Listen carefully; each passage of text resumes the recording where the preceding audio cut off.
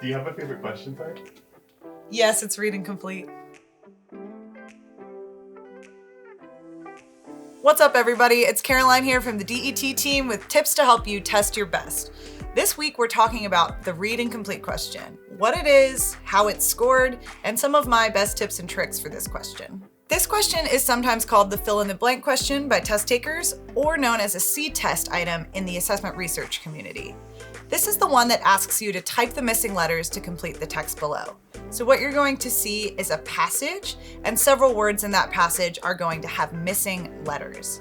You will always have at least the first letter of the word to go off of, and then you will be filling in the rest of the blank spaces. All of your responses should perfectly fill the number of boxes that are available, so you should have no letters missing and no letters left over.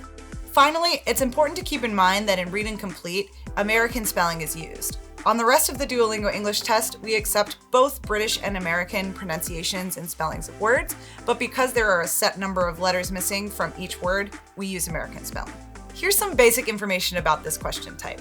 First of all, the time limit. You'll have 3 minutes to complete this question. You can complete the words in any order. Next, the subscores that this measures are literacy and comprehension. You will also see this question between 4 and 6 times on every Duolingo English test. In terms of how the question is scored, for each read and complete question, there is a correct answer. So your response will be compared to that correct response. If you don't get the answer 100% correct, you'll receive partial credit for any parts of your response that are correct. Okay, so here are a couple of my favorite tips and tricks for this question type. I think most people, when they see this question, they just want to go right to filling in the words. But if you have enough time, you should actually skim the passage first because that can activate your recall and help you predict words more easily. Then you can do a deeper dive and look at each individual word and use the context clues around it to help you determine your answer. And finally, if you have enough time left over at the end, you can reread the whole passage and make sure that all of your answers make sense. If you want to get a feel for how long this question is going to take you, I highly recommend doing the practice test so that you can see how to break up that 3-minute time limit. A couple other tips for this one are that you will not be penalized more for a wrong answer than a blank answer. So it's always best to guess if you don't know the answer.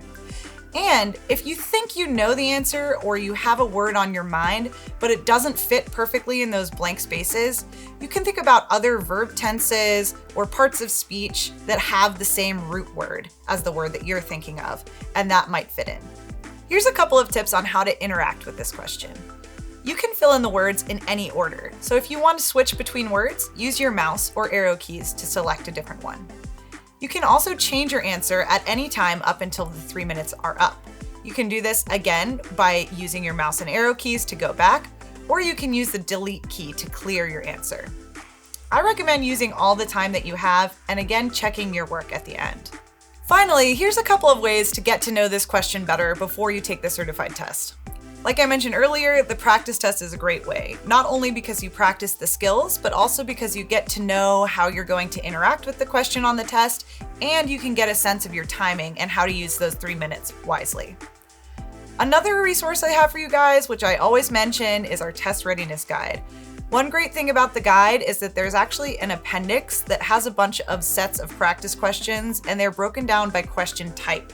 So if you only want to practice read and complete, that's the best place to find a few different read and complete questions that you can move through. Finally, I always recommend practicing your skills with native English texts. So you could read news articles or even chapters from open source textbooks.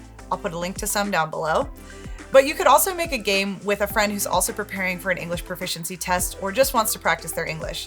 Choose a Wikipedia article about something you're interested in, and then have your friend remove the letters from several words throughout the passage, and see how many you can get right. Super simple, right? And then you can return the favor by doing an article for them.